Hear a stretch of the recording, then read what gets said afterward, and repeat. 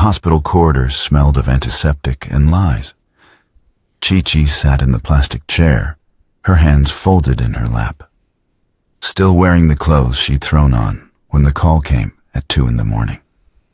Her son, her firstborn, was in surgery, 20 years old, hit by a car that didn't stop, didn't slow down, just kept going like his life didn't matter.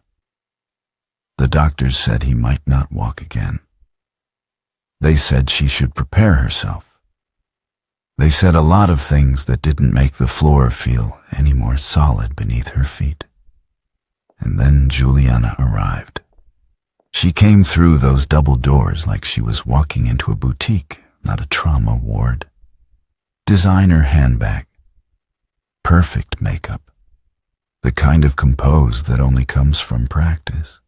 From years of wearing masks so well you forget what your real face looks like. She sat down next to Chichi, placed a manicured hand on her sister's shoulder, and said the words that would haunt Chichi for the rest of her life. "I'm so sorry this happened to you," Juliana whispered, her voice sweet as poisoned honey. "But you have to admit, Chichi, maybe this is God's way of humbling you." Chichi turned slowly, searching her sister's face for some sign that she'd misheard, that grief had twisted the words into something they weren't. But Juliana's eyes were clear, steady, almost satisfied. And in that moment, sitting in a hospital hallway with her son fighting for his life 3 doors down, Chichi finally saw what had been hiding behind her sister's smile for 40 years. Not love, not even indifference. Something darker. Something that had been growing in the spaces between them since they were children. Fed by every compliment Chichi received, every moment Juliana felt overlooked, every year the distance widened, until there was nothing left but this. A sister who could watch you break and call it divine justice. But this story doesn't start in a hospital. It starts much earlier, in a place where 2 little girls held hands and believed that blood meant loyalty, that family meant safety, that sisters were supposed to protect each other from the world, not become the danger themselves. Before we dive deeper, let us know in the comments where you're watching from. We'd love to hear from you, and if you're new here, click on the subscribe button so you never miss any of our upcoming videos. Seoul, 2025. The city of gleaming towers and ancient palaces, where tradition and ambition collide on every street corner. This is where Chichi and Juliana built their adult lives. Far enough from their parents in Busan to be independent, close enough to maintain the appearance of family unity. Chichi lived in Gangnam, in a modest but comfortable apartment that her husband Dr. Park Min-jae had purchased when they married 15 years ago. It had 3 bedrooms, a small balcony where she grew herbs, and enough space for their 3 children to grow up feeling loved, if not lavish. Juliana lived 20 minutes away in a penthouse that cost more than most people would earn in a lifetime. Floor-to-ceiling windows, imported marble, furniture that looked expensive because her husband, Kang Dae-sung, believed that the price tag was the point. He ran businesses that thrived in shadows, the kind that made money faster than questions could be asked. He gave Juliana everything except the one thing she'd spent her entire life chasing: the feeling of being enough.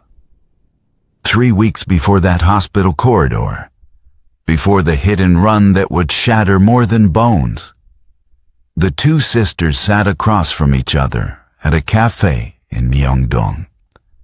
Chichi had suggested they meet for coffee, the way she did every few months. still hoping that somewhere beneath the designer clothes and cutting remarks, her sister was still in there, still reachable, still capable of the warmth they'd shared as children. Your son got into Yonsei University. I heard mother bragging about it on the phone. Juliana said, stirring her Americano with mechanical precision. I heard mother bragging about it on the phone. Yes, Chichi smiled, the kind of smile that came easily to her, genuine and unguarded. We're very proud of him. He worked so hard. Of course he did. He's your son. Everything comes easy to your children, doesn't Juliana's it? lips Good grades, curved, good manners, good but her futures. eyes Must be remained nice. flat. He's your son. Everything comes easy to your children, doesn't it? Good grades, good manners, good futures. She took a sip of coffee. Must be nice. Chichi felt the familiar twist in her stomach, the one that came whenever Juliana's words carried edges hidden in silk. Your children are doing well too, Juliana. Your youngest just won that art competition, didn't she? 3rd place, Juliana corrected, her tone sharp enough to cut. 3rd, not 1st, never 1st. Just like me. She set her cup down with more force than necessary. But I'm sure you wouldn't understand what that feels like, would you, Chichi? Always being second best? Always watching someone else get called up to receive the trophy while you sit in the audience and clap? Juliana, You never had to try. Juliana interrupted, leaning forward, her voice dropping to something intimate and venomous. That's the worst part. You never even had to try. Teachers loved you. Friends flocked to you. Men wanted you. And now your children are the same. Effortlessly better. Effortlessly chosen. Do you know what that does to people like me? People who work twice as hard for half the recognition. Chichi reached across the table, her hand seeking her sister's. Seeking connection, seeking some bridge across the chasm that had widened between them. I never wanted to make you feel. Juliana pulled back as if Chichi's touch burned. Don't, she said coldly. Don't pretend you care about my feelings. You've never cared. None of you have. You just exist in your perfect little bubble while the rest of us suffocate in your shadow. She stood up, gathering her bag, preparing to leave like she always did when conversations got too real, too close to the truth neither of them wanted to name. Chichi watched her sister walk away through the cafe window, her silhouette disappearing into the Myeongdong crowd, and felt something crack inside her chest. Not break, not yet, but crack. Like ice on a frozen lake when spring comes too early. When the warmth you've been waiting for turns out to be the thing that makes everything unstable.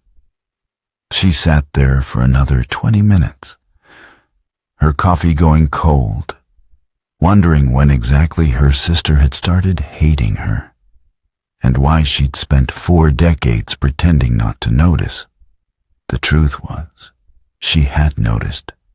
She'd noticed in 1,000 small moments that accumulated like dust in corners you don't clean, because acknowledging them means admitting the house isn't as perfect as you need it to be. She'd noticed when Juliana stopped calling on her birthday, when her sister's congratulations became backhanded compliments wrapped in barbed wire, when family dinners turned into performances where Juliana recited her husband's wealth like prayers, like incantations, like proof of worth that everyone could see, and no one could deny. But Chichi had chosen to believe in the possibility of reconciliation.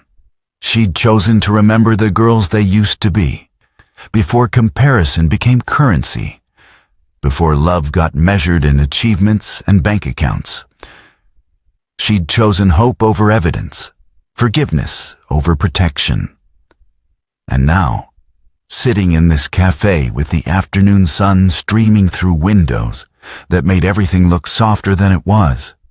She wondered if that choice had been wisdom or just another form of blindness.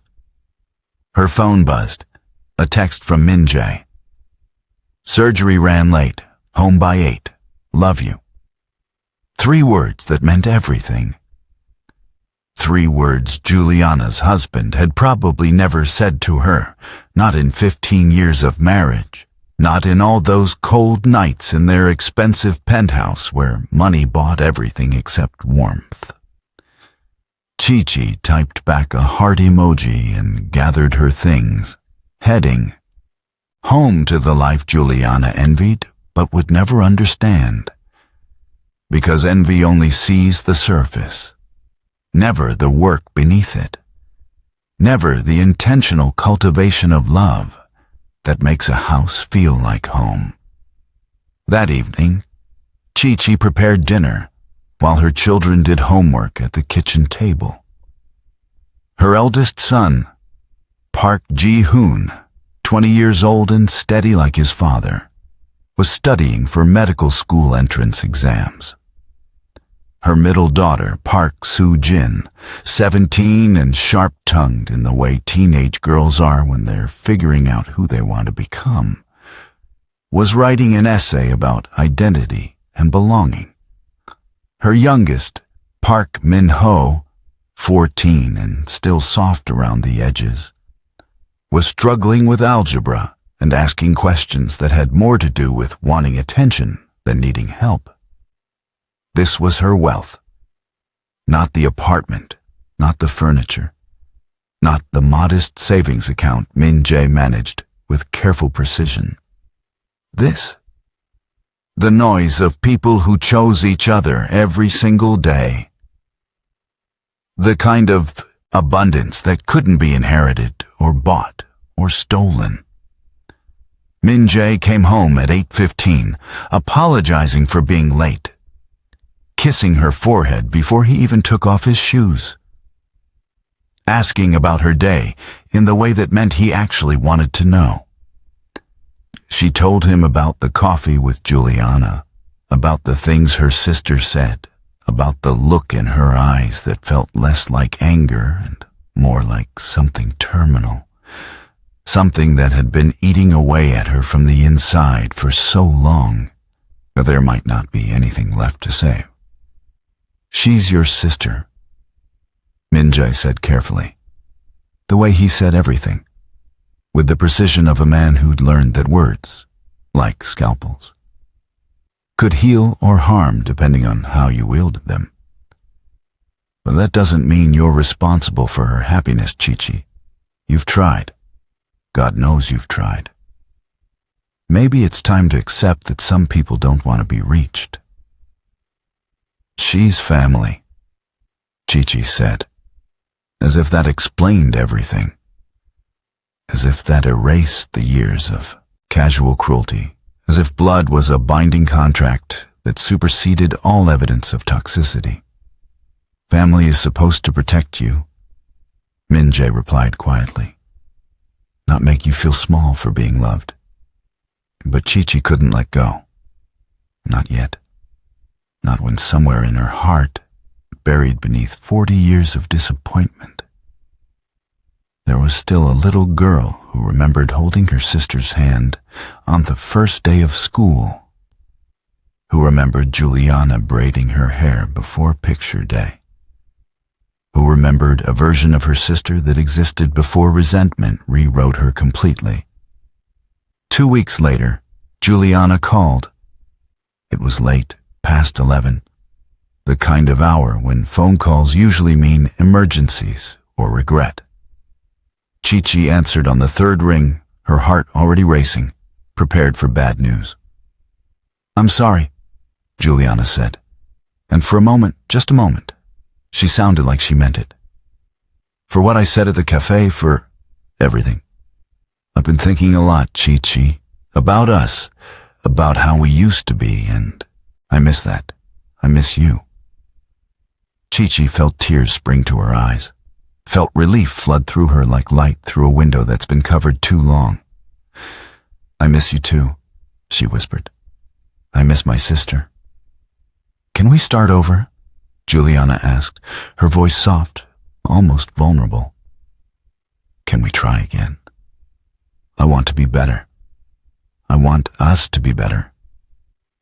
Yes, Chichi said, not hearing the careful construction in her sister's tone, not noticing the rehearsed quality of the words, not seeing the chess pieces moving on a board she didn't know she was playing on.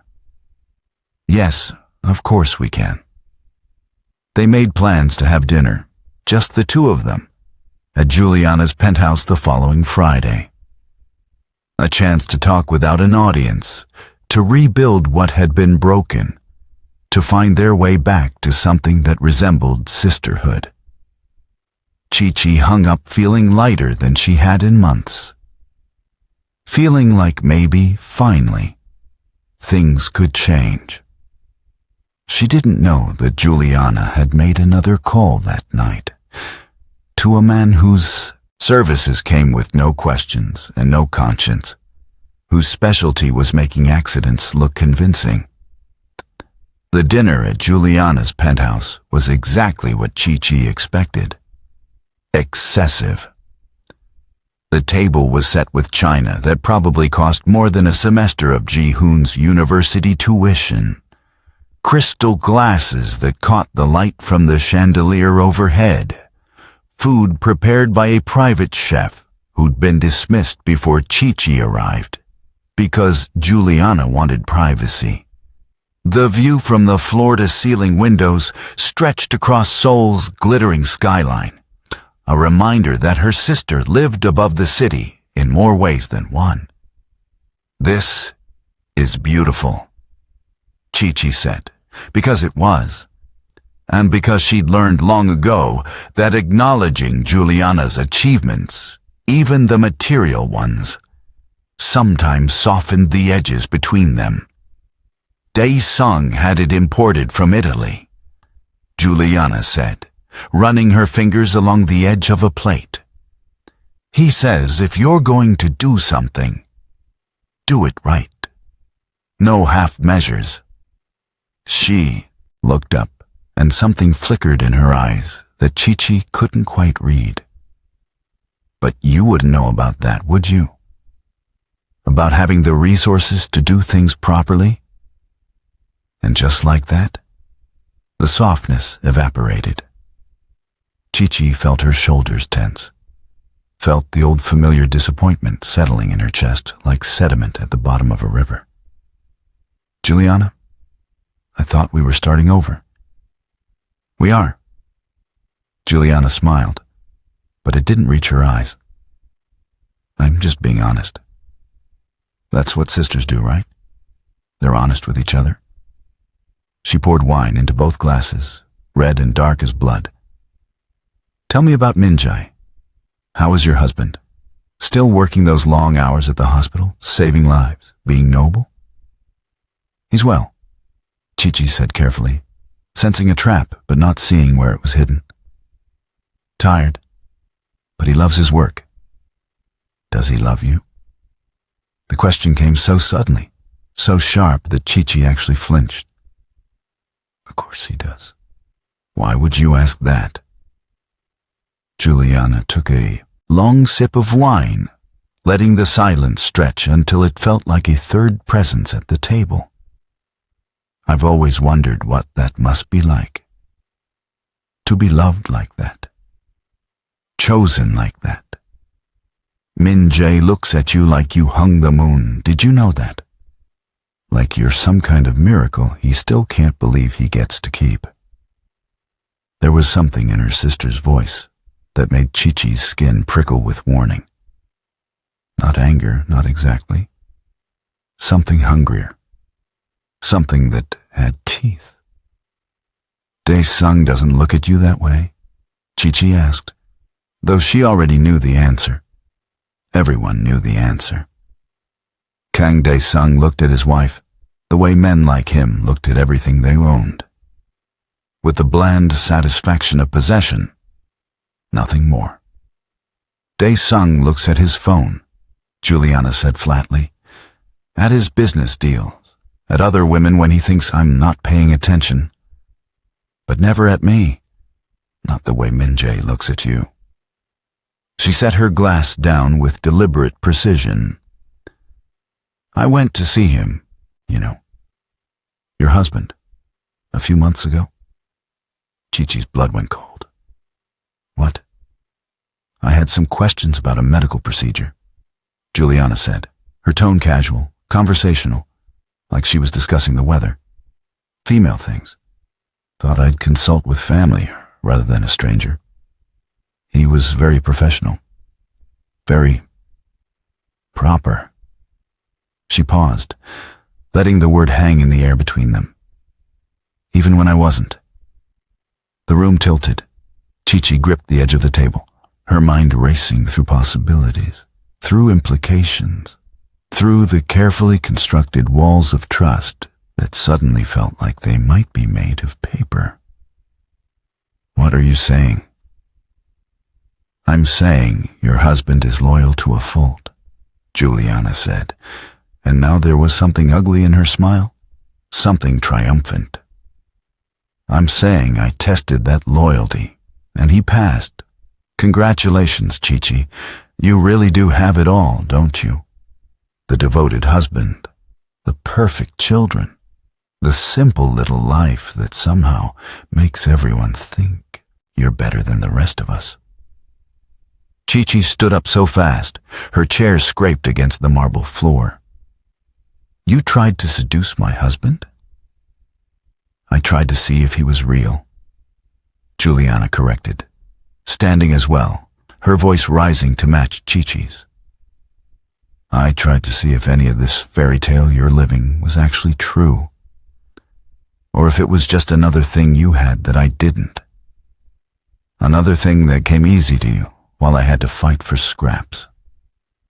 You're sick, Chichi whispered, backing toward the door. Juliana, you need help. I need?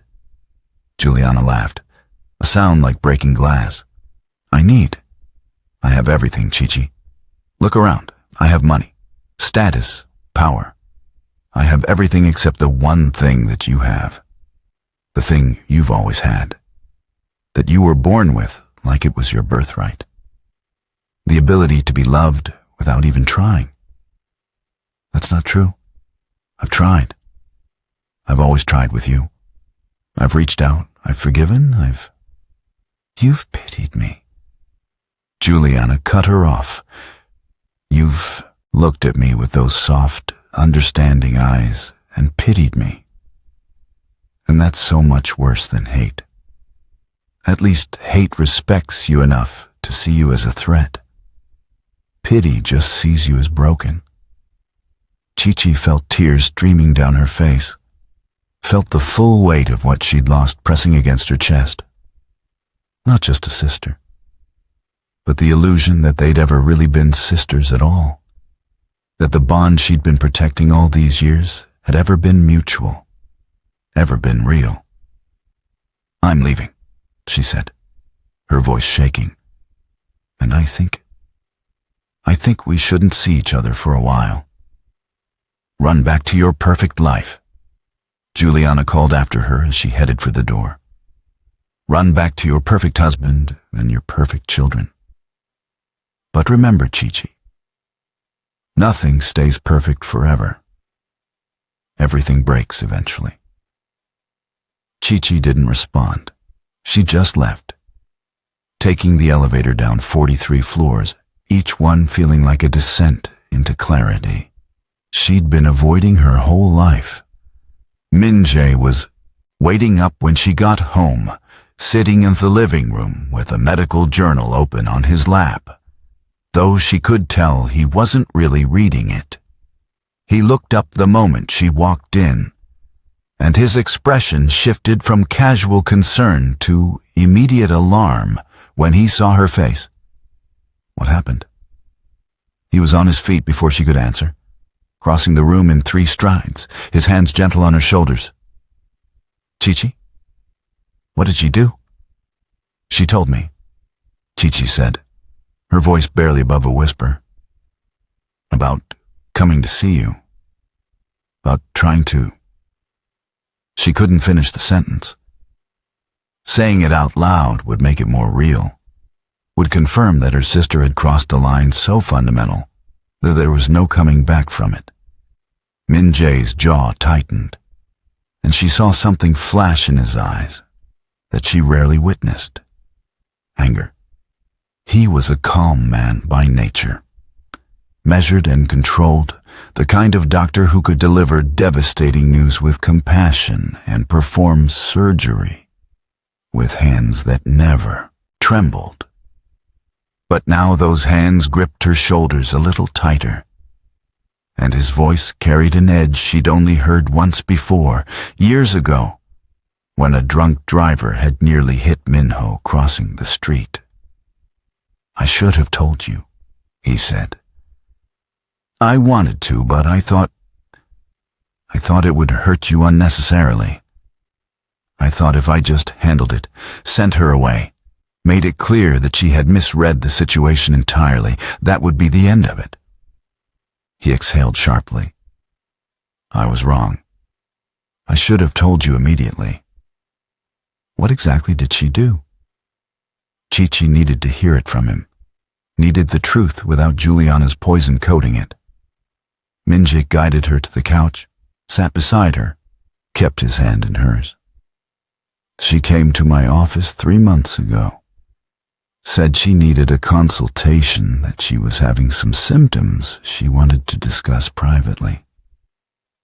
I cleared my schedule, thinking it was legitimate, thinking she was family, and therefore deserved whatever time I could give her." His voice was steady, clinical, like he was recounting a case study rather than a betrayal. Within 5 minutes, it became clear that there were no symptoms. She asked me personal questions about our marriage, about whether I was happy, about whether I ever wondered what life would be like with someone who could give me more. Chichi felt sick. More? More money, more status, more of whatever she thought she had that you didn't. Minjae's thumb traced circles on the back of her hand, a gesture so familiar it usually calmed her. But tonight, it just made her sadder. I told her to leave. I told her that she was disrespecting you, disrespecting our marriage, disrespecting herself. She laughed, said I was being naive, that all men had a price, that she just hadn't found mine yet. And then what? I had security escort her out, Minjae said quietly, and I prayed she would leave it alone, that she would recognize the boundary and respect it. But Juliana doesn't respect boundaries, does she? She sees them as challenges. They sat in silence for a long moment, the apartment quiet around them, their children asleep in their rooms, unaware that their mother's world had just shifted on its axis. Chichi thought about all the times she'd defended Juliana to Minjae, all the times he gently suggested that maybe her sister wasn't good for her, that maybe some relationships were too toxic to salvage. She'd accused him of being harsh, of not understanding the complexity of sibling bonds, of not seeing the girl Juliana used to be beneath the woman she'd become. "You were right," she said finally. "About her, about everything. I just didn't want to see it. You wanted to believe in her," Minjae said gently. "That's not a weakness, Chichi. That's love. Complicated, painful, maybe misguided love, but love nonetheless. Love is supposed to make things better," Chichi said, wiping tears from her cheeks, "not destroy them." "Then maybe what Juliana feels isn't love," Minjae suggested. Maybe it never was. The next morning, Chichi woke with a headache and a decision. She would create distance. She would stop trying to fix what was unfixable. She would protect her family the way she should have been protecting them all along, instead of sacrificing their peace on the altar of a relationship that had been dead for years and she'd just been too stubborn to bury it. She called her mother in Busan, told her what happened, expected support or at least understanding. Instead, she got what she'd been getting her whole life: minimization dressed up as wisdom. Sisters fight, her mother said, her Korean accent thick over the phone line, the way it always got when she was uncomfortable. This will pass. Family is forever, Chichi. You cannot just throw away family because of one mistake. One mistake? Chichi felt her grip tighten on the phone. Oma, she tried to seduce my husband. That's not a mistake. That's a choice. A calculated, intentional choice. Juliana has always been complicated, her mother said carefully. She feels things deeply. She always has. You know how she gets when she's comparing herself to you. She doesn't mean the things she does. She's just hurting. And what about my hurt? Chichi asked, her voice breaking. What about the fact that I've spent 40 years trying to be enough for her, trying to make her feel valued, trying to bridge a gap she keeps widening? When do I get to stop being responsible for her feelings? Her mother sighed, the sound of a woman who'd had this conversation before, in different forms, for decades. You're the younger one. You're the gentle one. These things fall to you. That's not fair. Life isn't fair, Chichi, her mother said, and there was a finality in her tone that made it clear the conversation was over. Just give her time. She'll come around. She always does. But that was the problem, wasn't it? Juliana always came around, and Chichi always forgave, and the cycle repeated itself like a prayer that never got answered, like hope that refused to learn from experience. Chichi hung up feeling more alone than she had before she called, understanding with painful clarity that some battles you had to fight without your parents in your corner, because they were too invested in the illusion of family harmony to acknowledge the war happening right in front of them. She didn't hear from Juliana for 2 weeks after that dinner. 2 weeks of peace that felt like holding her breath underwater, knowing that eventually she'd have to surface, knowing that silence from her sister was never really silence, but just the space before the next explosion. Chichi used that time to fortify herself, to have conversations with Minjai about boundaries, to tell her children, in age-appropriate ways, that sometimes family relationships needed distance to be healthy. Ji-hoon, her eldest, understood immediately. At 20, he'd seen enough of his aunt's behavior to have his own opinions, his own protective instincts toward his mother, that made him ask why they kept trying with someone who clearly didn't want to be reached. Soo Jin, 17 and idealistic in the way teenagers are before life teaches them otherwise, argued that family was worth fighting for, that giving up on Aunt Juliana meant giving up on the possibility of change. Min-ho, 14 and still tender-hearted, just asked if this meant they wouldn't see their cousins anymore, if family dinners would stop, if things would ever go back to normal. I don't know, Chichi told him honestly, pulling him close. But sometimes, normal isn't healthy, and we have to choose peace over pretending. The call came on a Thursday evening. Ji-hoon had gone out with friends to celebrate finishing his entrance exams, a rare night of freedom before results came back and the next chapter of his life began. Chichi was helping Minho with homework when her phone rang, an unknown number, which she, almost didn't answer until something, some instinct she couldn't name, made her pick up. "Mrs. Park?" The voice was professional, clipped, unfamiliar. "This is Seoul National University Hospital. Your son was brought into the emergency room about 20 minutes ago. There's been an accident." The world stopped, just stopped.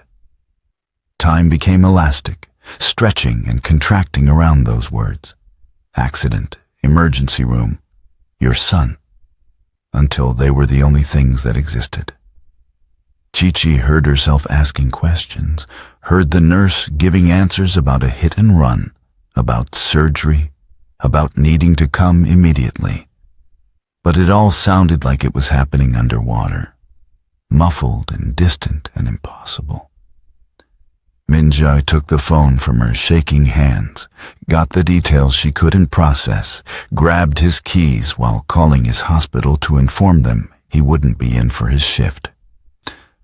Soo-jin stayed with Min-ho, both of them pale and frightened, while their parents rushed out into the Seoul night toward a hospital where their eldest son was fighting for his life. The drive took 15 minutes, but felt like hours. Chichi couldn't stop shaking, couldn't stop seeing Ji-hoon's face in her mind, 20 years of memories playing on repeat. His first steps, his first day of school, his acceptance letter to Yeonsei, the way he'd hugged her that morning before he left, casual and easy, like he'd definitely see her again. Like the world was a safe place where mothers didn't lose their children on random Thursday evenings. "He's going to be okay," Min-jae kept saying, his voice tight with a fear he was trying to control for her sake. "He's young, he's strong, he's going to be okay." But neither of them knew that. Neither of them could promise that. And the not knowing was its own special kind of torture. They found him in surgery. The doctor, a colleague of Min-jae's, met them in the waiting area with the kind of expression medical professionals wear when they're about to deliver news that will change lives. The car hit him while he was crossing the street in Gangnam. Multiple witnesses. The driver didn't stop, didn't even slow down. He has a fractured pelvis, internal bleeding, head trauma. We're doing everything we can. Chichi felt her knees buckle. Min-jae caught her, held her up, but she could feel him trembling too.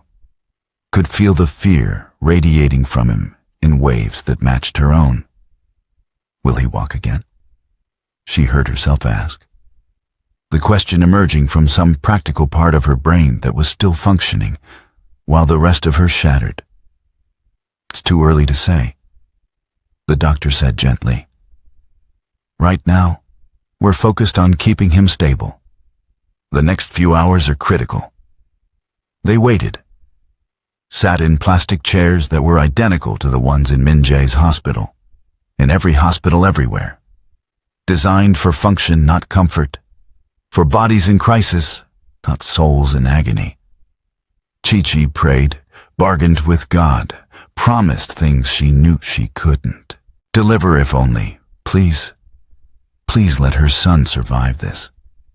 Min-jae made phone calls, updated family, spoke to colleagues in the calm, clinical voice he used when emotions would compromise his effectiveness. And then Juliana arrived. Chichi saw her coming down the corridor before her sister saw them. Watched the way she moved through the fluorescent-lit hallway in designer clothes that seemed obscene in a place where people fought for their lives, in hospital gowns. Juliana's face was arranged in an expression of concern, practiced and perfect, the kind of look you put on when you're performing grief rather than feeling it. She sat down next to Chichi, placed a hand on her shoulder with carefully calibrated pressure. And that's when she said it. Life isn't fair, Chichi, her mother said, and there was a finality in her tone that made it clear the conversation was over. Just give her time. She'll come around, she always does. But that was the problem, wasn't it? Juliana always came around, and Chichi always forgave, and the cycle repeated itself like a prayer that never got answered, like hope that refused to learn from experience. Chichi hung up feeling more alone than she had before she called, understanding with painful clarity that some battles you had to fight without your parents in your corner because they were too invested in the illusion of family harmony to acknowledge the war happening right in front of them. She didn't hear from Juliana for 2 weeks after that dinner. 2 weeks of peace that felt like holding her breath underwater, knowing that eventually she'd have to surface. Knowing that silence from her sister was never really silence, but just the space before the next explosion. Chichi used that time to fortify herself, to have conversations with Minjai about boundaries, to tell her children in age-appropriate ways that sometimes family relationships needed distance to be healthy. Ji-hoon, her eldest, understood immediately. At 20, he'd seen enough of his aunt's behavior to have his own opinions, his own protective instincts toward his mother, that made him ask why they kept trying with someone who clearly didn't want to be reached. Soo-jin, 17 and idealistic in the way teenagers are before life teaches them otherwise, argued that family was worth fighting for, that giving up on Aunt Juliana meant giving up on the possibility of change. Minho, 14 and still tender-hearted, just asked if this meant they wouldn't see their cousins anymore, if family dinners would stop, if things would ever go back to normal. I don't know, Chichi told him honestly, pulling him close. But sometimes normal isn't healthy, and we have to choose peace over pretending. The call came on a Thursday evening. Ji-hoon had gone out with friends to celebrate finishing his entrance exams, a rare night of freedom before results came back and the next chapter of his life began. Chichi was helping Minho with homework when her phone rang, an unknown number, which she almost didn't answer until some instinct she couldn't name, made her pick up. Mrs. Park? The voice was professional, clipped, unfamiliar. This is Seoul National University Hospital. Your son was brought into the emergency room about 20 minutes ago. There's been an accident. The world stopped. Just stopped. Time became elastic, stretching and contracting around those words. Accident, emergency room, your son, until they were the only things that existed. Chichi heard herself asking questions, heard the nurse giving answers about a hit and run, about surgery, about needing to come immediately. But it all sounded like it was happening underwater, muffled and distant and impossible. Minjae took the phone from her shaking hands, got the details she couldn't process, grabbed his keys while calling his hospital to inform them he wouldn't be in for his shift. Soo-jin stayed with Minho, both of them pale and frightened, while their parents rushed out into the Seoul night toward a hospital where their eldest son was fighting for his life. The drive took 15 minutes, but felt like hours. Chichi couldn't stop shaking, couldn't stop seeing Ji-hoon's face in her mind. 20 years of memories playing on repeat, his first steps, his first day of school, his acceptance letter to Yonsei, the way he'd hugged her that morning before he left, casual and easy, like he'd definitely see her again, like the world was a safe place where mothers didn't lose their children on random Thursday evenings. He's going to be okay. Min-jae kept saying, his voice tight with a fear he was trying to control for her sake. He's young, he's strong, he's going to be okay. But neither of them knew that. Neither of them could promise that. And the not knowing was its own special kind of torture. They found him in surgery.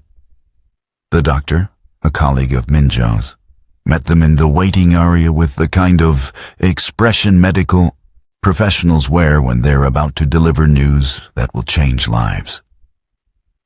The car hit him while he was crossing the street in Gangnam. Multiple witnesses. The driver didn't stop, didn't even slow down. He has a fractured pelvis, internal bleeding, head trauma. We're doing everything we can. Chichi felt her knees buckle. Min-jae caught her, held her up, but she could feel him trembling too. Could feel the fear radiating from him in waves that matched her own. Will he walk again? She heard herself ask. The question emerging from some practical part of her brain that was still functioning while the rest of her shattered. It's too early to say, the doctor said gently. Right now, we're focused on keeping him stable. The next few hours are critical. They waited, sat in plastic chairs that were identical to the ones in Min-jae's hospital, in every hospital everywhere. Designed for function, not comfort. For bodies in crisis, not souls in agony. Chichi prayed, bargained with God, promised things she knew she couldn't deliver if only, please let her son survive this. Min-jae made phone calls, updated family, spoke to colleagues in the calm, clinical voice he used when emotions would compromise effectiveness. And then Juliana arrived. Chichi saw her coming down the corridor before her sister saw them, watched the way she moved through the fluorescent-lit hallway in designer clothes that seemed obscene in a place where people fought for their lives in hospital gowns. Juliana's face was arranged in an expression of concern, practiced and perfect, the kind of look you put on when you're performing grief rather than feeling it. She sat down next to Chichi, placed a hand on her shoulder with carefully calibrated pressure, and that's when she said it. I'm so sorry this happened to you, but you have to admit, Chichi, maybe this is God's way of humbling you. The words hung in the air like poison gas, seeping into Chichi's lungs, making it impossible to breathe. She turned slowly, her body moving through shock, like moving through concrete, and looked at her sister's face. Really looked. Searched for some indication that she'd misheard, that grief had twisted the meaning, that no human being, let alone a sister, could say something so cruel while a 20-year-old boy fought for his life 3 doors away. But Juliana's eyes were clear, steady, and underneath the performative concern, there was something else. Something that looked almost like satisfaction. What did you just say to me? Chichi's voice came out barely above a whisper, but it carried enough force that Min-jae looked up from his phone, his expression shifting from grief to alert concern. I said I'm sorry, Juliana repeated, her tone suggesting that Chichi was being unreasonable for questioning her. I'm here, aren't I? Supporting you in your time of need. That's what family does. You said this was God humbling me, Chichi said, her voice getting stronger, louder, fed by a rage she didn't know she was capable of feeling. My son is in surgery. He might never walk again. And you're calling it divine punishment? I didn't mean it like that, Juliana said. But her face said otherwise. Her face said she meant exactly that. and more. I just meant that sometimes difficult things happen to teach us lessons, to remind us that we're not special, that bad things happen to everyone, even people who think they're somehow above suffering. Min-jae stood up, his jaw tight, his hands clenched at his sides. Get out. Excuse me? Juliana looked at him like he'd spoken a foreign language. Get out of this hospital, Min-jae said, his voice low and dangerous, the kind of controlled fury that was more frightening than shouting. Get away from my wife. Get away from my family. And if you ever come near any of us again, I will make sure everyone knows exactly what kind of person you are. You can't talk to me like that. Juliana stood, her voice rising, drawing attention from other families in the waiting area. I'm her sister. I have every right to be here. You lost that right when you tried to destroy our marriage. Min-jae said, You lost it when you looked at my wife's pain and saw an opportunity to gloat. You're not family, Juliana. You're just someone who shares her blood and wishes you didn't have to. Juliana's face flushed red, her mask slipping enough to show the ugly truth beneath it. You think you're so noble, don't you? So righteous. You married her because she was easy, submissive, the kind of woman who would spend her whole life making you feel like a hero for doing the bare minimum. I married her because I love her, Min-jae said simply, a concept you clearly don't understand. Love, Juliana spat the word like it tasted rotten.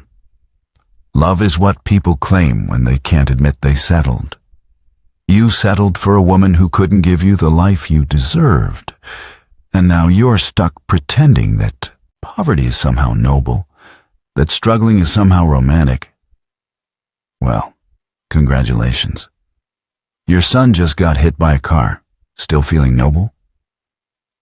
Chichi stood up then, her whole body shaking, and slapped her sister across the face. The sound echoed through the waiting room, sharp and final like a door slamming shut. Juliana stumbled back, her hand flying to her cheek, shock replacing the cruelty in her eyes. For a moment, just a moment, she looked genuinely surprised, like she'd finally pushed far enough to discover that even gentle people have limits. Get out, Chichi said, her voice steady despite the tears streaming down her face. Get out and never speak to me again. You're not my sister. I don't know what you are, but you're not my sister. My sister died a long time ago, and I've been mourning a ghost. If you're still watching up to now, type, I'm still here in the comment section. Juliana left without another word, her heels clicking against the linoleum floor. Her designer bag swinging at her side, her dignity in tatters, but her spine still straight. Chichi watched her go and felt nothing. No regret, no relief, just a vast emptiness where 40 years of sisterhood used to live. Min-jae pulled her close, let her sob into his chest, while he murmured reassurances that felt hollow, because they both knew that some things couldn't be fixed with words, some wounds couldn't be healed with comfort. Their son was in surgery. Her sister had just revealed herself to be a monster. And somewhere in the space between those two truths, Chichi felt something fundamental shift inside her, some transition from who she'd been to who she'd have to become. 3 hours later, the surgeon emerged from the operating room. Ji-hoon had survived.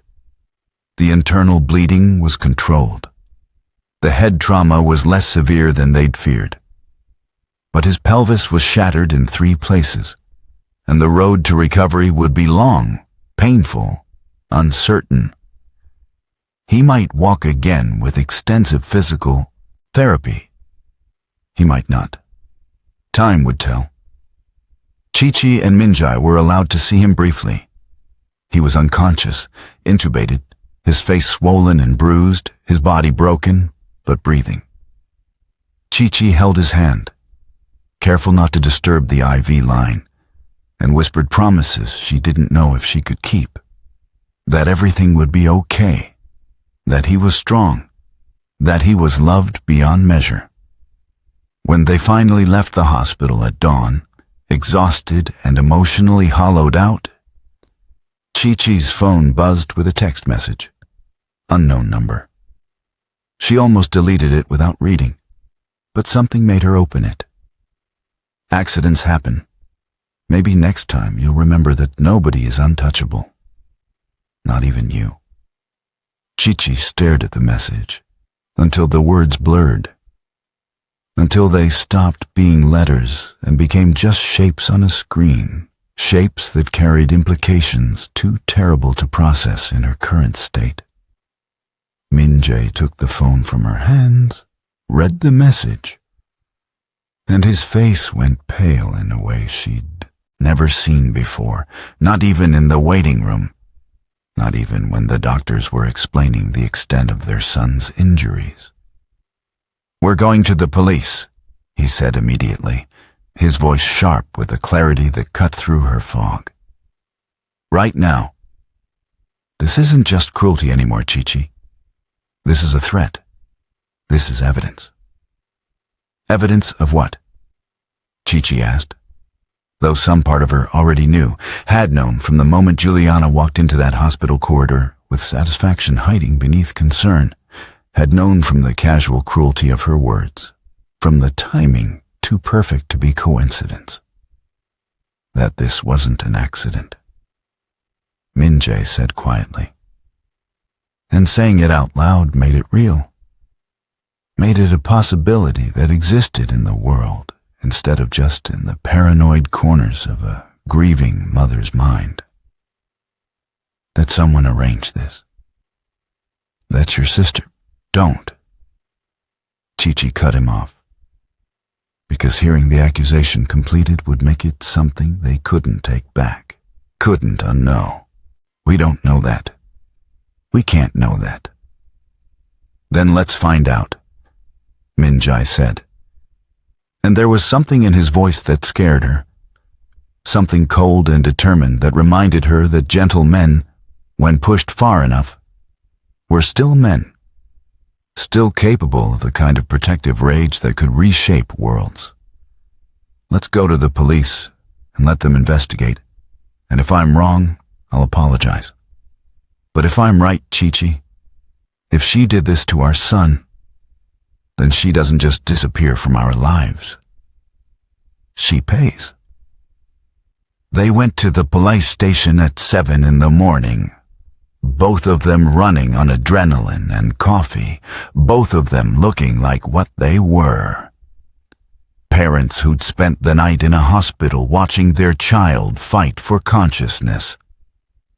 The detective who took their statement was a woman in her 50s, named Detective Kwon, who listened with professional detachment while they explained about the hit and run, about Juliana's visit to the hospital, about the text message that had arrived hours after she left.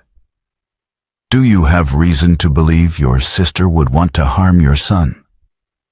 Detective Kwon asked, her pen poised over her notepad, her expression carefully neutral. Chichi opened her mouth and found she didn't know how to answer. How do you explain a lifetime of small cruelties that accumulated into something murderous? How do you make someone understand that jealousy, given enough time and enough fertilizer, could grow into something with teeth and claws and the will to destroy? Minjai answered instead. He told Detective Kwon about the attempted seduction, about the pattern of escalation, about the way Juliana had responded to rejection, not with embarrassment, but with anger, with a need for revenge that seemed to have no ceiling. He told her about the birthday dinner months ago, about the years of comparing and competing, about a woman who measured her worth by her sister's failures and had finally run out of failures to point to. Detective Kwan wrote it all, numb, down, her face giving nothing away. When Minjai finished, she set her pen down and looked at them both with something that might have been sympathy or might have been pity, or might have been the exhaustion of someone who'd seen too many families destroy themselves from the inside. "We'll investigate," she said. "We'll pull traffic camera footage, interview witnesses, trace the vehicle if we can. But I need you to understand that proving intent in a hit and run is extremely difficult. Even if we find the driver, even if we can connect him to your sister, he could claim it was a simple job, that he didn't know the target, that he was just hired to scare someone, not hurt them." "But the text message," Chichi said, holding up her phone like it was evidence that would solve everything. She admitted it. She said accidents happen, that nobody is untouchable. "She said accidents happen," Detective Kwan corrected gently. "That's not an admission of guilt. That's a statement that could mean anything. A good lawyer would argue she was simply being insensitive, that she was trying to provide perspective in her own clumsy way. Unless she explicitly says, 'I arranged for your son to be hit by a car.' We can't use that text as proof of anything except poor judgment." Chichi felt hope crumbling in her chest, felt the weight of understanding that justice might not come, that her sister might get away with this, that evil sometimes won simply because it was careful enough to leave no fingerprints. "So what do we do?" she asked, her voice breaking. "You focus on your son's recovery," Detective Kwan said. "You let us do our job, and you stay away from your sister. No contact, no confrontation, no matter how much you want answers. Because if she did this, if we can prove she did this, the last thing we need is her claiming you harassed or threatened her, giving her ammunition to play the victim." They left the police station with a case number and diminishing hope. Drove home in silence, while Seoul woke up around them, the city indifferent to their suffering, life continuing as if a boy hadn't been broken, as if a family hadn't been shattered, as if the world should somehow pause to acknowledge that everything had changed. Sujin and Minho were awake when they arrived, both of them red-eyed from cronying, both of them desperate for news. Chichi told them their brother would survive, told them about the long recovery ahead, told them they'd need to be strong for him, for each other, for the family that was now smaller and more fragile than it had been 24 hours ago. She didn't tell them about the text message. The next 3 weeks existed in a blur of hospital visits, physical therapy consultations, and conversations with doctors who used words like extensive rehabilitation and moderate to severe mobility impairment and psychological impact that all meant the same thing. Ji-hoon's life had been permanently altered by a car that came out of nowhere and a driver who never stopped. He woke up on day 4, confused and in pain, asking questions that broke Chi-Chi's heart with their innocence. "What happened? Where am I? Can I go home soon?" She told him the truth in pieces, small enough to swallow. "A car hit you. You're in the hospital. You're going to be okay. But it will take time." She didn't tell him about the police investigation that was going nowhere, about the traffic cameras that had mysteriously malfunctioned in that particular intersection at that particular time. About the witnesses who saw a black sedan but couldn't describe the driver, couldn't recall the license plate, couldn't provide anything concrete enough to build a case on. She didn't tell him about the second text message that arrived a week after the first. "How's your son? I hope he's learning to appreciate what he has, or what he had." Or the third message, 5 days after that. "Family is so important, Chichi. You taught me that. It's a shame when family gets hurt. Makes you realize how fragile everything really is."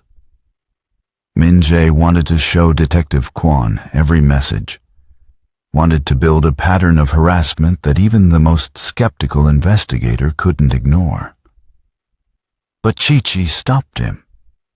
Some instinct telling her that engaging with the investigation would only feed whatever game Juliana was playing, would give her sister the satisfaction of knowing she'd succeeded in creating fear, in wielding power, in proving that she could reach into Chichi's life and break things at will.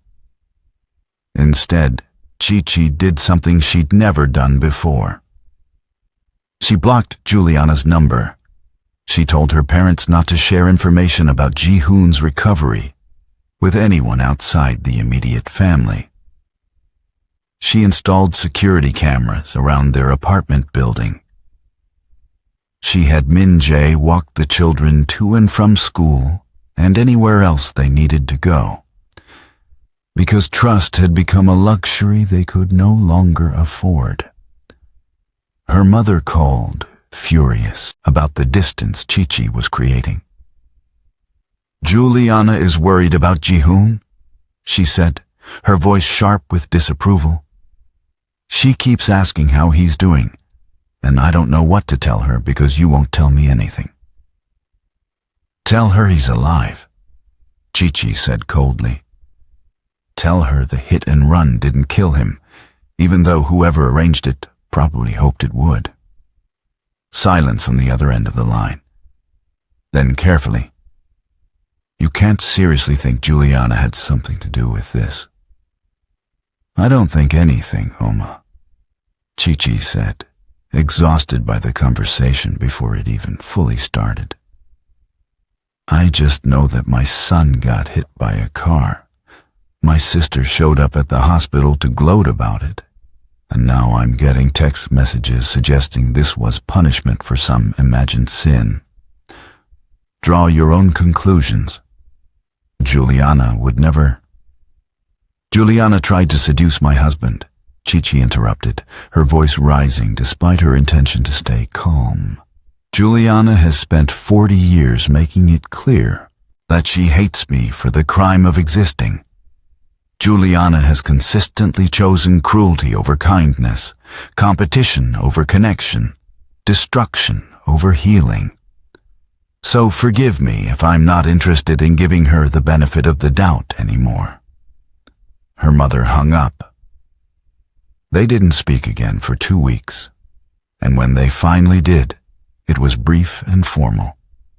The kind of conversation strangers have when forced into proximity by circumstance. The relationship Chichi had with her parents, already strained by years of them choosing neutrality over protection, fractured completely. They wanted peace at any cost. Chichi had finally learned that some costs were too high to pay. Ji-hoon came home after 21 days in the hospital. He came home in a wheelchair, his pelvis still healing, his physical therapy scheduled 3 times a week for the foreseeable future. He came home different than he'd left, quieter, older in ways that had nothing to do with time and everything to do with pain. The doctors said he had a 70% chance of walking again with assistance, a 40% chance of walking unassisted. and a 100% chance of living with chronic pain for the rest of his life. He asked once who had hit him. Chichi told him they didn't know, that the police were investigating, that sometimes bad things happened without explanation or justice. He accepted this with the resignation of someone who'd already learned that fairness was a fairy tale, that the world didn't operate on the principles of good people deserving good outcomes. Soo-jin, however, didn't accept it. At 17, she still believed in accountability, still believed that wrongs demanded righting. She started asking questions, started noticing patterns, started connecting dots that Chichi had tried to hide, because protecting your children from the ugliness of the world is a parent's instinct, even when that ugliness is family-shaped. Aunt Juliana hasn't visited Ji-hoon. Soo-jin said one evening at dinner, her tone casual but her eyes sharp. Not once since he came home. That's weird, right? She came to the hospital, but now that he's actually recovering, she's disappeared. She's busy, Chichi said automatically, the lie tasting bitter on her tongue. She's never too busy to show off, Soo-jin countered. She's never too busy to make everything about her. So why is she suddenly too busy to see her nephew, who almost died? Min-jae and Chichi exchanged glances across the table. A wordless conversation about how much truth to share, how much protection to provide, how to balance honesty with innocence in a situation that had none of either. Your aunt and I aren't speaking right now, Chichi said finally. We had a disagreement, and we need space from each other. What kind of disagreement makes you abandon family when they're hurt? Soo-jin pressed. And there was something in her daughter's voice that reminded Chichi of herself at that age, before life had taught her that some questions were better left unasked, some truths better left unexamined, the kind that can't be fixed with apologies. Chichi said quietly. Some relationships become toxic, Soo-jin. Sometimes the healthiest thing you can do is walk away. But Soo-jin wasn't satisfied. Over the following days, Chichi caught her daughter researching hit-and-run cases on her laptop, reading about criminal investigations, about how evidence was gathered, about conviction rates and legal loopholes. She was building a case in her mind, drawing conclusions that were simultaneously too young to understand and too perceptive to ignore. Meanwhile, Detective Kwan called with an update that felt more like a conclusion. They'd found the car, abandoned in Incheon, stripped of plates and wiped clean of fingerprints. They'd found the driver, a man with a criminal record who claimed he'd stolen the vehicle for a joyride and panicked when he hit someone. He was facing charges, but without evidence connecting him to Juliana, without proof that this was anything more than a tragic accident involving a stolen car and a reckless criminal. The investigation into potential conspiracy was being closed. I'm sorry, Detective Kwan said, and she sounded like she meant it. I know this isn't the answer you wanted, but sometimes the truth is that bad people get away with bad things because they're smart enough to insulate themselves from direct culpability. Chichi thanked her for trying and hung up feeling hollowed out, feeling like justice was a myth people told themselves to sleep better at night, a story with no basis in reality. Juliana had tried to seduce her husband and faced no consequences. Juliana had possibly arranged for her son to be maimed and would face no consequences. The universe didn't balance itself. Karma was a lie.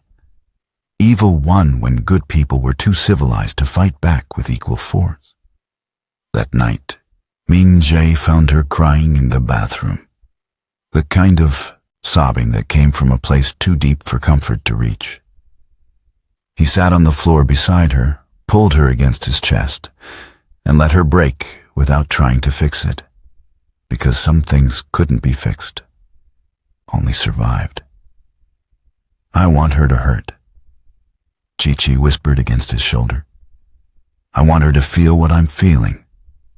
I want her to lose something she loves and have no one to turn to and understand. Finally understand what she's done to me my entire life." "I know," Min-jae said softly. "I want that too." "Does that make me a bad person?" "It makes you human," he said. "It makes you someone who's been pushed past her breaking point by someone who should have protected you but chose to destroy you instead." They sat there for a long time, the bathroom tiles cold beneath them, the apartment quiet except for the sounds of their children sleeping in rooms down the hall. Unaware that their parents were plotting the impossible, how to move forward when the person who hurt you most walked free, how to heal when justice was a door that remained permanently closed. The answer came from an unexpected source. 2 months after Ja-hoon came home. 2 months of slow recovery and physical therapy and learning to navigate life with limitations he'd never imagined. Juliana's eldest son showed up at their door. Park Tae-min was 20, the same age as Ji-hoon, his cousin's mirror in birth year, but opposite in almost every other way.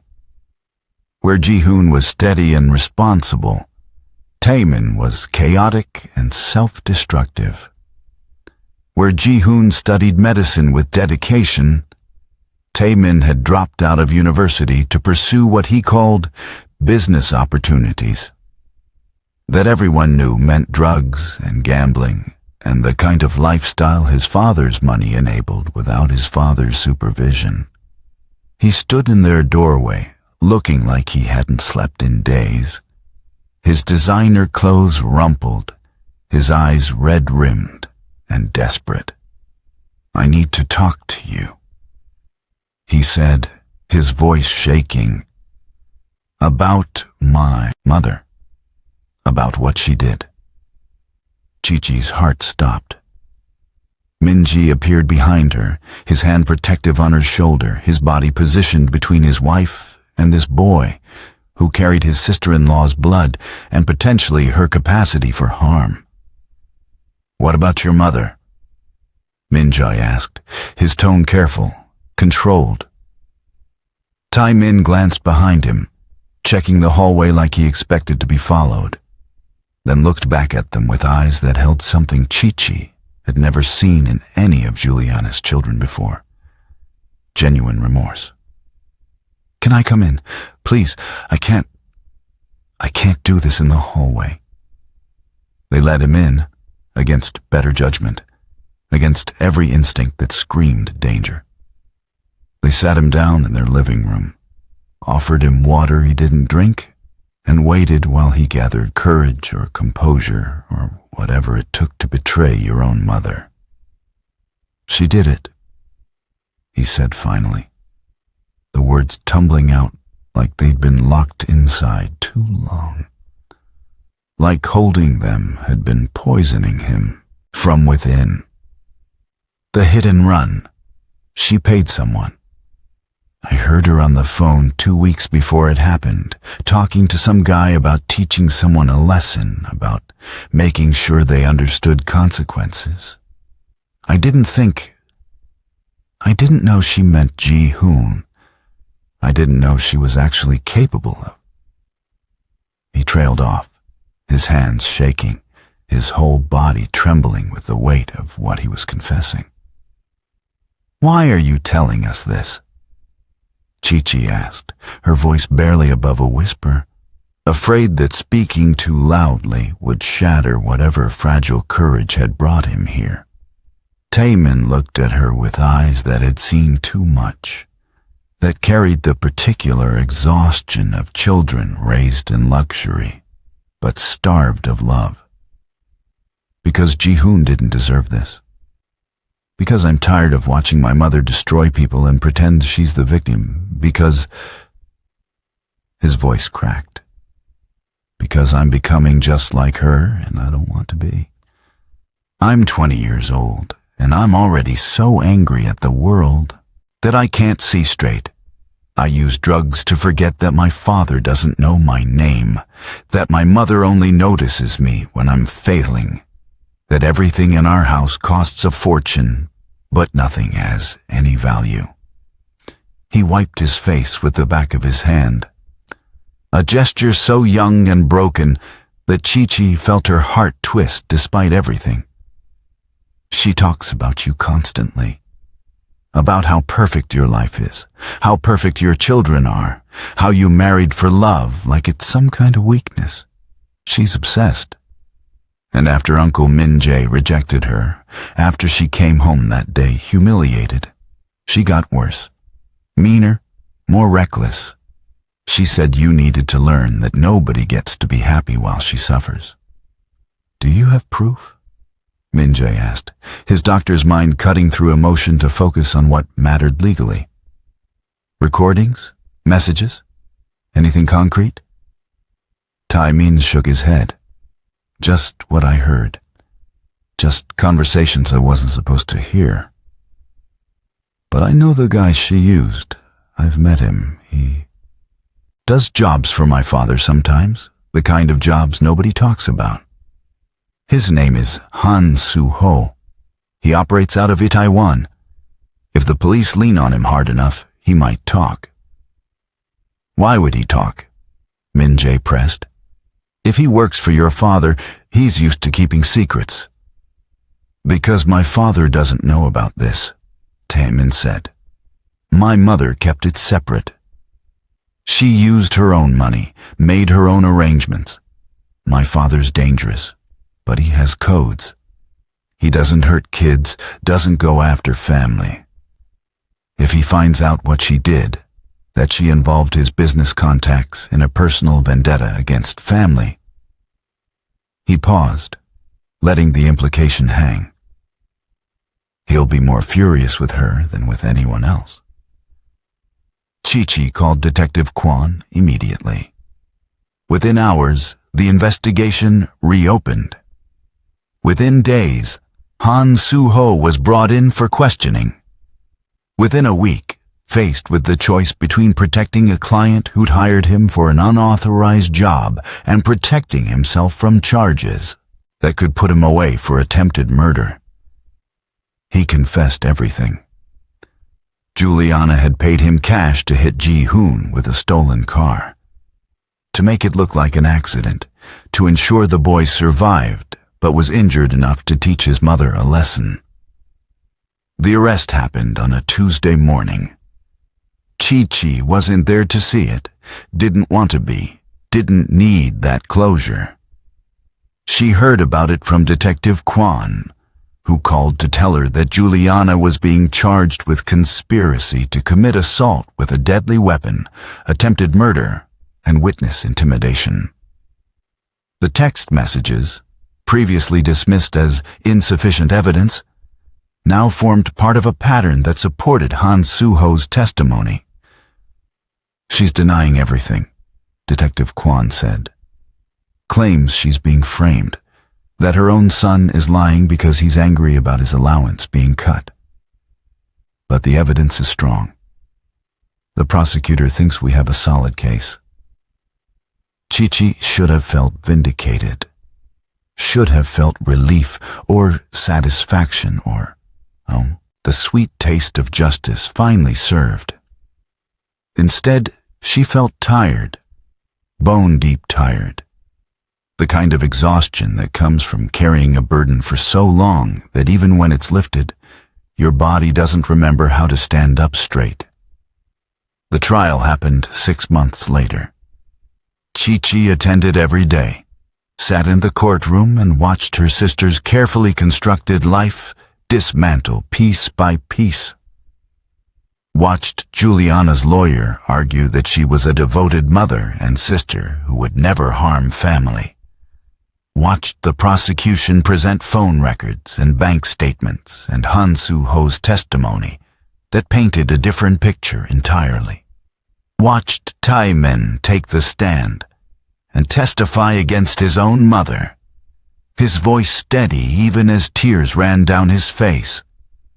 Watched her parents sit behind Juliana, their faces aged by the weight of having to choose between their daughters and choosing, as always, the one who demanded more, the one who'd convinced them that loyalty meant enabling, that love meant never holding accountable. The guilty verdict came on a Friday afternoon. Juliana was sentenced to 8 years in prison. 8 years for trying to destroy a life because she couldn't bear that someone else's happiness existed independently of her suffering. 8 years that would never give Ji-hoon back his full mobility, never erase the trauma, never restore what was broken. But it was something. It was accountability. It was the universe finally balancing itself. Even if the scales were crooked, even if justice came too late to prevent the damage. After the sentencing, Chichi stood outside the courthouse with her family. Min Jae beside her, steady as always. Ji-hoon in his wheelchair, stronger now but forever changed. Soo-jin and Min-ho flanking their brother, protective and proud. They'd survived. They'd stayed together. They'd chosen each other over the toxicity that had masqueraded as family obligation. How do you feel? Min Jae asked quietly. Chichi thought about it. Really thought about it. Free, she said finally. Sad, angry, relieved, all of it at once. That's allowed, he said, squeezing her hand. Is it over? Min-ho asked, young enough to still believe that endings were clean. The conflicts resolved themselves neatly. The legal part is, Chichi said. The healing part will take longer. They went home, made dinner together, ate at the table that had always been a refuge, that had always prioritized love over luxury, connection over competition. Ji-hoon told a joke that wasn't particularly funny, but made everyone laugh anyway. Because laughter after trauma is its own form of medicine. Soo-jin talked about her university applications. Min-ho showed them a drawing he'd made in art class. Normal. Or a new version of normal. One that acknowledged scars but didn't let them define everything. That night, alone in her room, Chichi finally allowed herself to grieve. Not for Juliana, who'd chosen her own path and would walk it alone. But for these sisterhood existed before jealousy consumed her. Before comparison became identity. Before love got twisted into something unrecognizable. She grieved for 2 little girls in Busan who'd held hands and believed they'd always be on the same side. Before the world taught them that proximity doesn't guarantee loyalty. That shared blood doesn't ensure shared values. She grieved for the family that could have been, if only one person had chosen differently. If only jealousy had been treated instead of fed. If only someone had intervened before resentment metastasized into something malignant. But mostly she grieved for herself. For 40 years of trying to be enough for someone who would never be satisfied. For decades of absorbing cruelty and calling it love. For all the times she'd swallowed her pain to keep peace. Forgiven without boundaries. Trusted without wisdom. She'd learned, finally, that some people don't want to be saved. Some people prefer their bitterness to your offered hand. Some relationships are meant to end, not because you failed, but because you finally succeeded in valuing yourself enough to walk away. 3 years later, Ji-hoon walked across the stage at his medical school graduation. He walked with a cane, with a limp that would never fully disappear. But he walked. The standing ovation he received wasn't pity. It was recognition of resilience, of refusing to let someone else's cruelty write the ending of his story. Chichi watched from the audience, tears streaming down her face, Min-jae's hand in hers. Her parents weren't there. They'd chosen Juliana's side, even after the conviction, even after the evidence. It's because some people need the familiar comfort of denial more than the uncomfortable truth of accountability. The loss hurt, but it also clarified. Family wasn't just biology. It was choice. It was showing up. It was loving without conditions and protecting without hesitation. After the ceremony, as they celebrated at Ji-hoon's favorite restaurant, Soo-jin raised her glass. To survival, she said. To choosing ourselves. To knowing that walking away from toxicity isn't giving up, it's growing up. They drank to that. To boundaries and wisdom. To love that protects instead of enabling.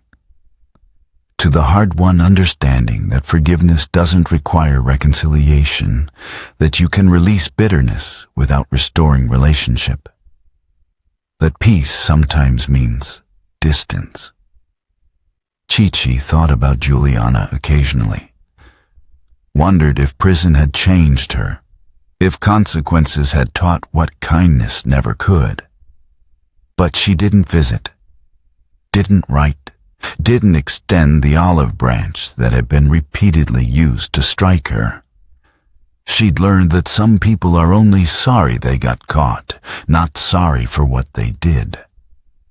That remorse and regret aren't the same thing.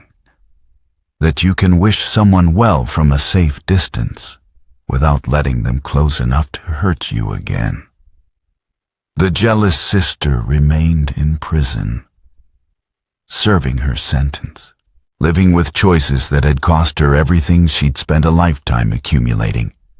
Status, family, freedom.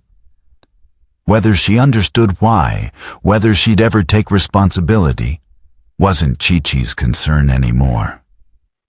Chichi had chosen differently, chosen healing over hatred, chosen her children's future over her sister's past, chosen to believe that love without wisdom is vulnerability.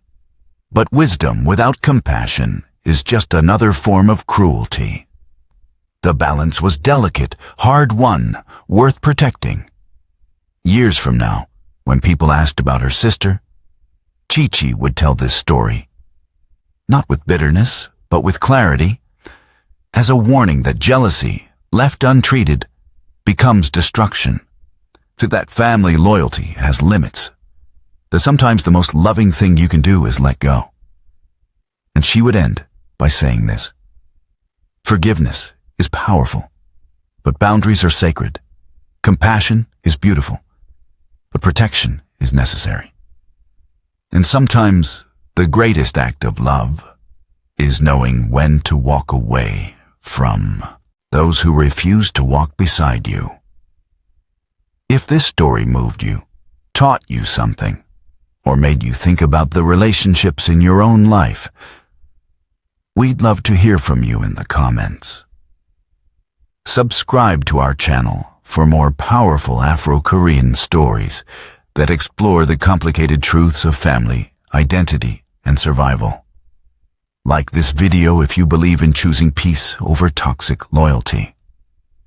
And remember, you deserve people in your life who celebrate your joy instead of resenting it, who protect your peace instead of disturbing it, who choose love over envy every single time.